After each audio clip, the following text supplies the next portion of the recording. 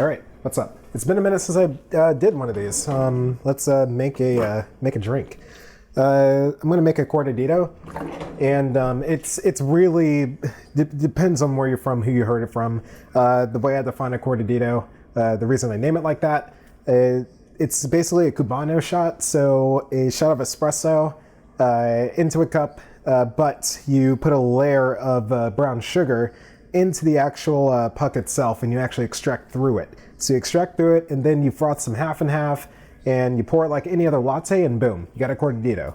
So we got our brown sugar right there. I like to just set down some paper towel just to keep things clean. The cup I make cortaditos in, 99% of the time I make it in this mug. So this is just your average latte size mug. Well, traditional latte size. I know when it comes to American versus European size lattes, there's a big difference. So this would be closer to a European size latte. We'll just call it that. And what I'd like to do now is just go ahead and warm up the cup a bit. So I didn't have it on top of the machine. The top of the machine does get warm, so you can warm up mugs on it. But since I haven't did that, just throw some hot water in there, let it warm up a bit. And it just helps keep it doesn't really affect taste too much. So you can kind of argue it that it does. That pouring hot espresso into a colder cup can make it taste a bit sour. But that's really picking it with a fine tooth right there. But best practice, just keep the cup warm for the best results. And I have had the machine on for a little bit, and you notice that my basket is actually already in the portafilter right now. So that warms up the basket, and kind of the same deal. Just keeping everything nice and warm for the best taste. But anyway, let's go ahead and get to it. So I'm going to measure out, since I'm putting a layer of brown sugar, I'm going to measure out 15 grams instead of 16 grams. 16 is just what works for me with this kind of bean. It's freshly roasted locally, so that's what I do. So do 16 grams right here. Nope, 15 grams. 15 grams. And I overfilled a bit, so take a bit out. 15, okay. We're all good there. 3D printed funnel that I got off of Amazon to just keep things clean and organized here. But that's the only accessory I got for this machine. Everything else is just as is.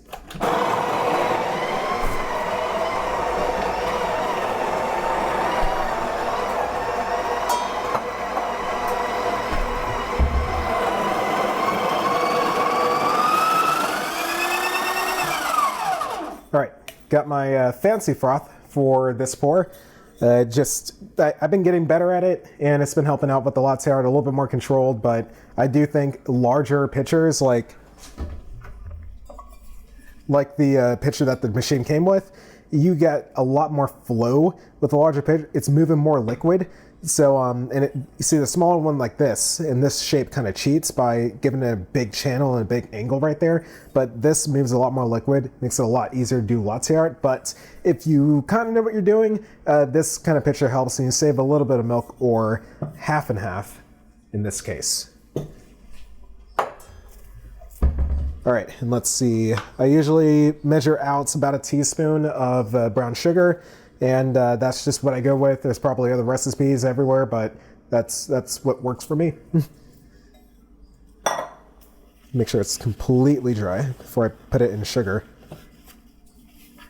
Go ahead and pour the half and half. Just got this from the fancy Walmart. And I'm just gonna fill it up. Hopefully you can see it. Fill it up right about halfway towards the spout.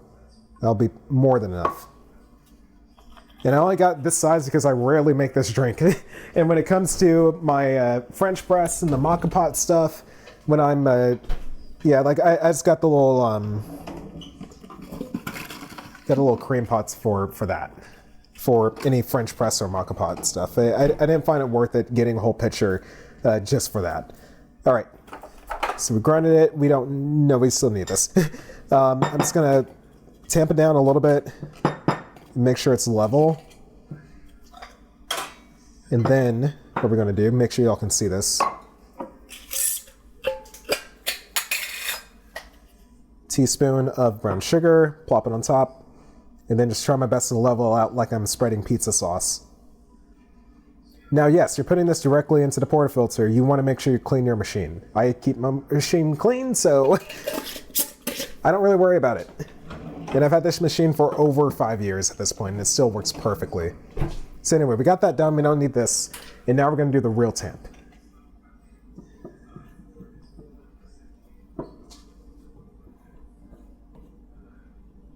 Right, it's the real tamp. You see how I underdosed it to make sure it was level on the tamp. Then we're gonna put it up there in the portafilter. Feels great. Pour the hot water out and extract.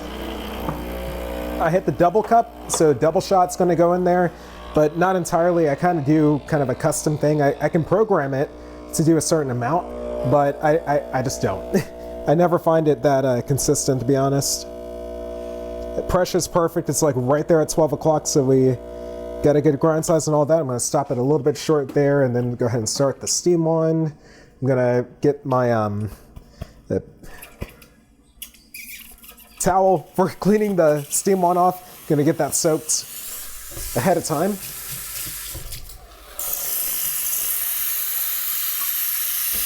And yeah, now we're just about to froth the milk. Oh yeah, you can get rid of this.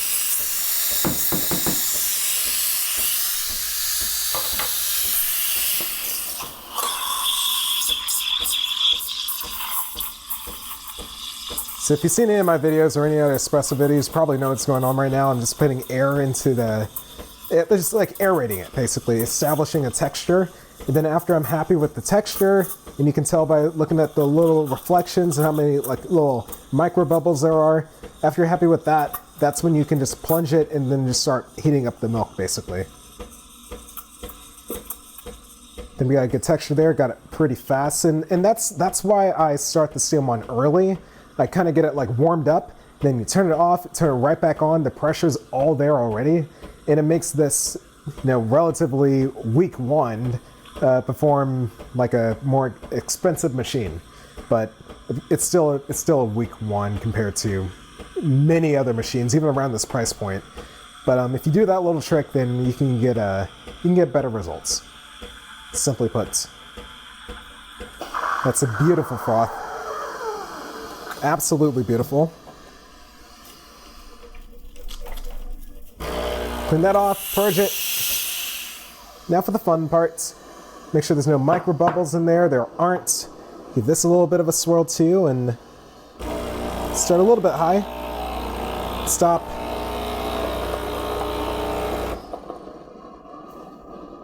Then start to lift, and then go across just like that. Beautiful. Gotta love it when you're recording a one-take video and you actually nail the latte art. That's always the most stressful part about making these. So I hope all that looks good to y'all. Yeah, this is a beautiful drink. It's even better if you put a pump of, you can't see it on the camera, but I have all the different syrups on the other counter. You put a pump of a white chocolate in here, or you put some, honestly, putting like a normal chocolate powder in this is amazing. So there's your thumbnail. Make sure all that's in focus.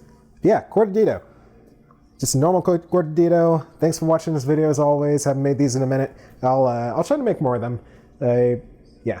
Anyway, thanks for watching as always, and more soon.